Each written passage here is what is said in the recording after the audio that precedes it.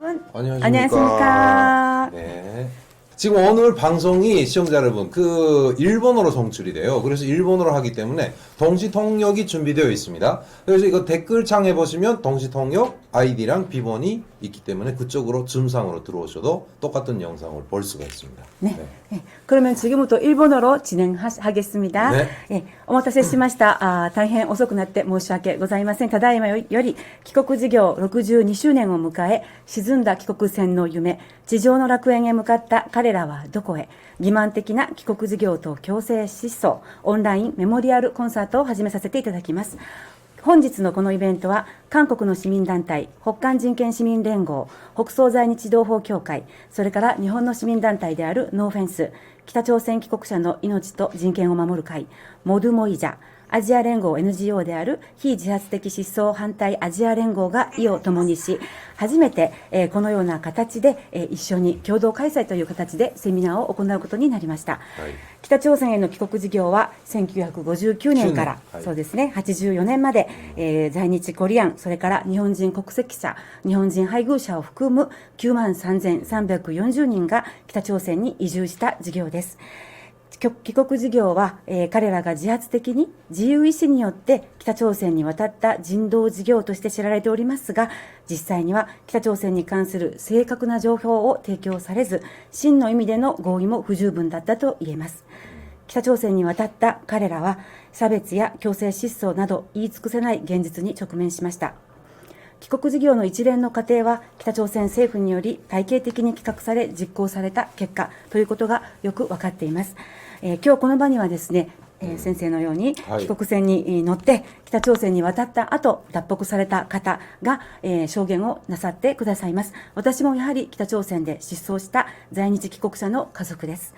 今日はですね、参加者の皆様の証言を通じて帰国事業についてもう一度考えるきっかけになればと願っております。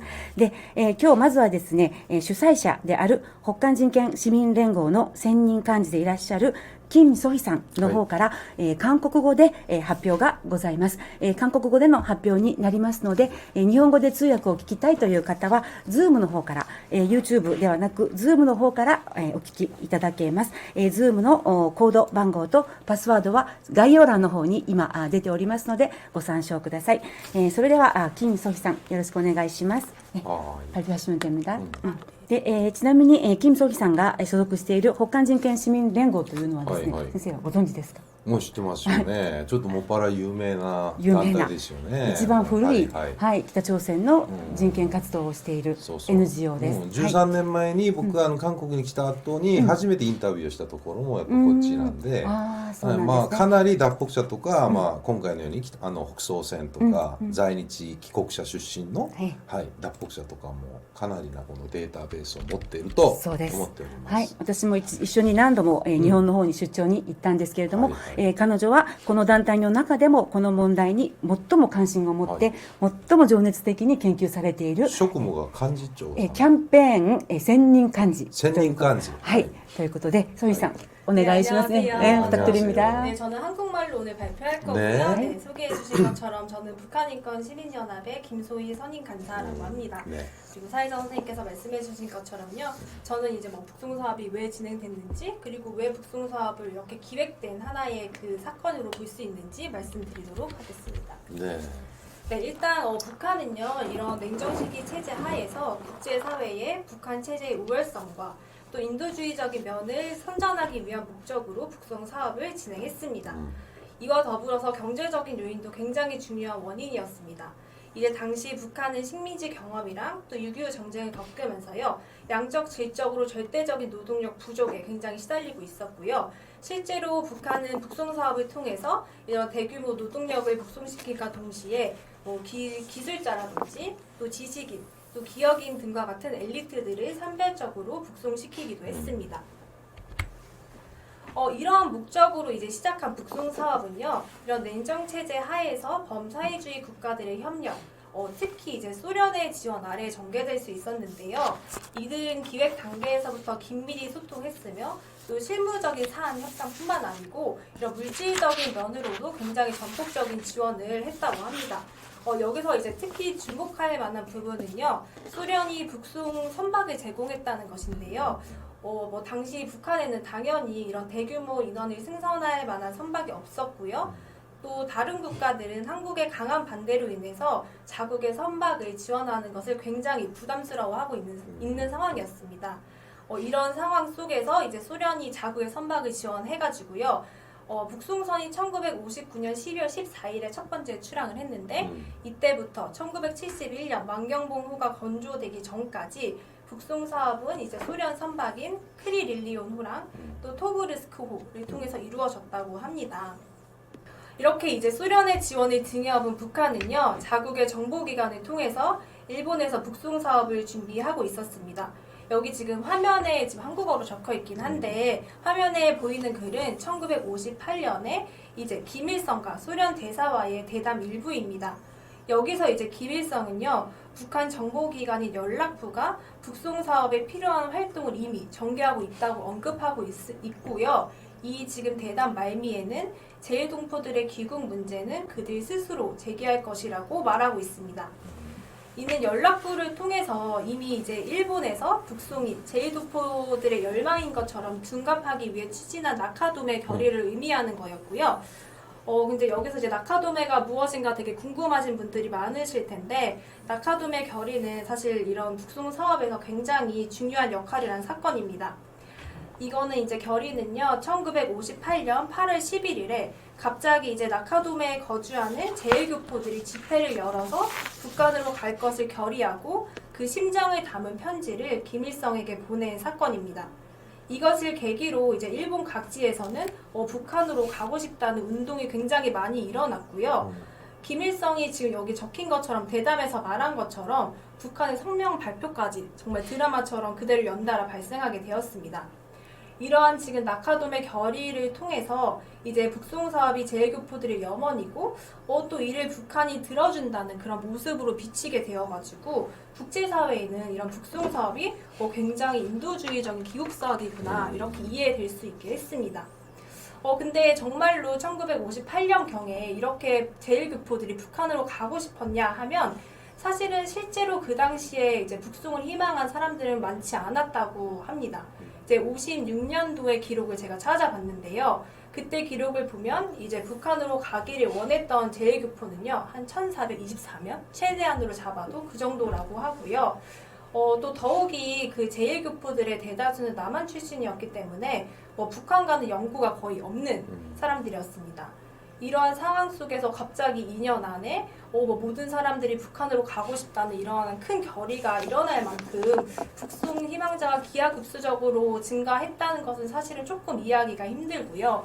사실은 그렇기 때문에 이런 나카도메 결의를 포함한 이런 일련의 과정, 운동을 한다거나 이제 김일성이 이제 그런 어떤 발표문을 발표한다는 그런 일련의 과정이 아까 그 김일성과 소련 대사와의 대담에서 말한 것처럼 이게 북한의 철저한 기획 안에서 진행된 각본 있는 드라마가 아니었나 이렇게 보여주고 있고요.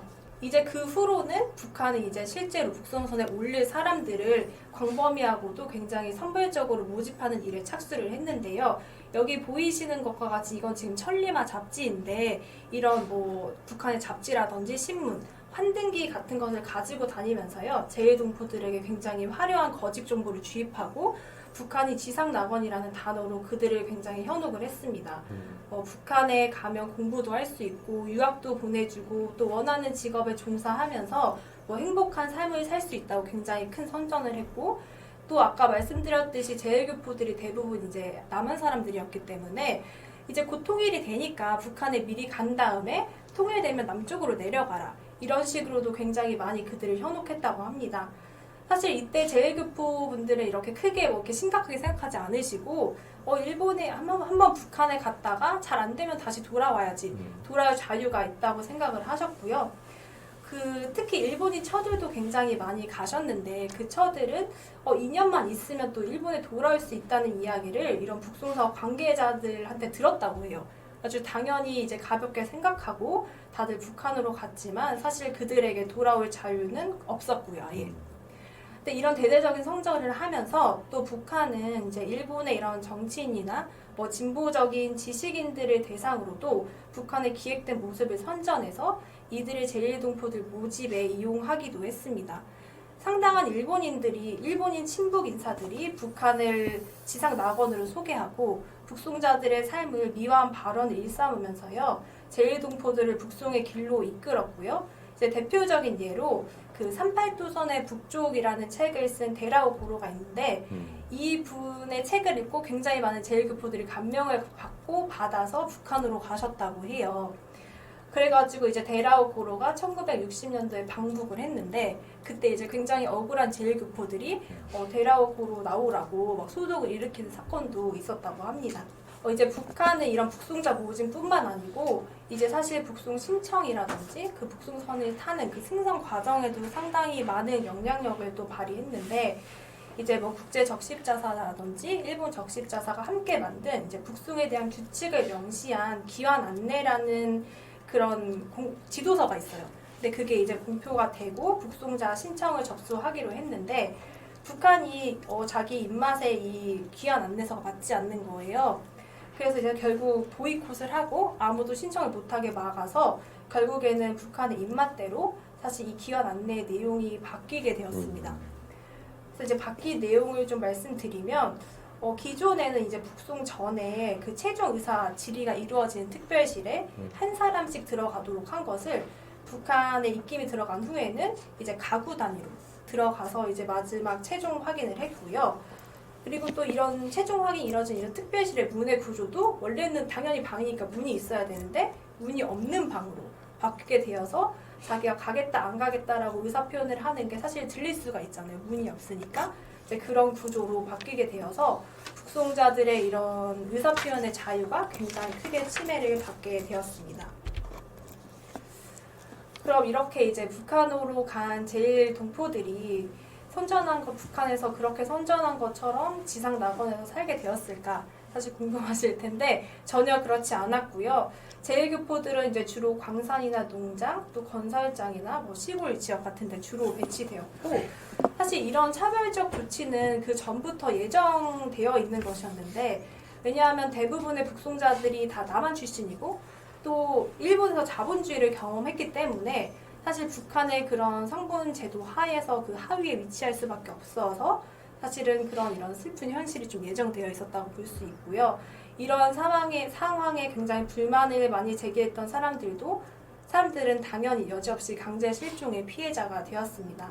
뭐 북한이 지상낙원이라고 사실 그렇게 주장하고 약속한 그런 여러 가지 약속들, 그런 장밋빛 미래는 사실 어디에도 없었고 많은 북송자들이 다시 돌아가고 싶었지만 그럴 수 없었고 또 일본에 남은 가족들에게도 이제 더 이상 오지 말라는 의사표현을 해야 되는데 그걸 직접적으로 할 수 없으니까 사실은 몰래 편지에 숨겨서 자신의 마음을 표현했다고 하는데요.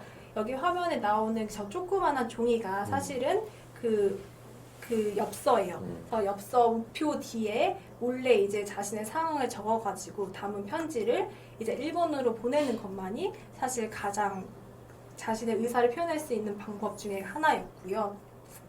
그래서 이제 아직까지 여전히 많은 북송 제1교포들과 일본에 남은 가족들이 고통에 이제 시달리고 있습니다. 사실 올해가 이제 북송 사업이 시작된 지 62주년이 되었는데 북송 사업은 여전히 이제 뭐 기국 사업으로 포장되어서 좀 역사 속에만 존재하는 사건으로 남아 있는 것 같아요.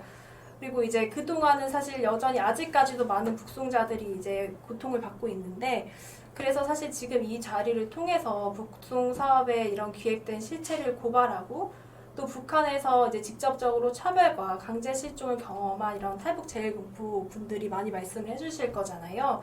그런 분들의 말에 이제 귀를 기울여서 좀 북송 사업을 재평가하는 게 굉장히 의미 있는 일이라고 생각이 듭니다. 그래서 좀 하루빨리 좀 모든 분들이 이런 고통에서 벗어나서 좀 인간다운 삶을 누릴 수 있기를 바라면서 제 발표는 마치도록 하겠습니다.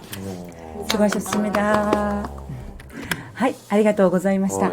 韓国語での発表ということで、皆さん通訳を通じて、お聞きいただけましたでしょうか。先生どのように感じられましたか。やっぱりね、実際に帰国船に乗って帰っったのは確かなんですけども、やっぱさっき一番ジンときたら何かって言って、私が言ったのは1976年度なんですよね。遅めですよね。そうそう。それで最後に、個人の自由意志っていくのかっていうこの部分ね。なんで泣いてんの？いや大丈夫。それで、まさしくもソイさんがおっしゃったようにドアのない仮設のテントだったんですよ。でそこで一人一人入るんじゃなくて、おっしゃったように僕はおじいちゃんおばあちゃんと一緒に行ってるんで、一緒に手をつないで家族ぐるみで入ってそこでインタビューされる。全部外に聞こえるような。で両方入り口と出口がドアがないんですよ。だからそこで赤十字の人とか公安警察とか一歩立ってる。だからお父ちゃんが怖いから娘が私は行きたくないとは言えない、そういう状況が作られたんですよ。70年代以降。恐ろしいなと。実際僕そうやってその時は中学生だったら分かんないけども、本当になんかまた今日新たに聞いてみて、やはりこれは企画された。